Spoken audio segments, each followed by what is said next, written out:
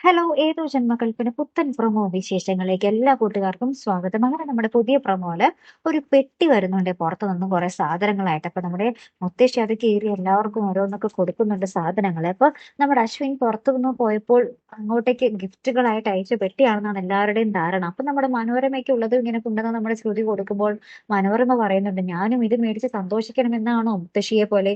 എനിക്കുള്ളിൽ തീയാണിപ്പോൾ. എത്രയും വേഗം ഈ കാര്യത്തിന് ഒരു തീരുമാനമാക്കിയില്ലെങ്കിൽ നമുക്കൊക്കെ ദുഃഖിക്കേണ്ടി വരും.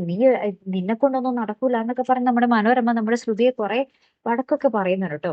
അതിനുശേഷം നമ്മുടെ നമ്മുടെ ശ്യാമിന്റെ മുറിയിൽ ഒരു ഹിഡൻ ക്യാമറ വെച്ചിട്ടുണ്ടാകും. ആ ക്യാമറ വഴി നമ്മുടെ ശ്യാമിന്റെ ലാപ്ടോപ്പിന്റെ പാസ്വേഡ് എടുക്കുവാട്ടോ. അപ്പൊ അതില് നോക്കുമ്പോൾ ഐ ലവ് യു ശ്രുതികുമാരി ലക്ഷ്മി എന്നാണ് അതിന്റെ പാസ്വേഡ് കിടക്കുന്നത് തന്നെ.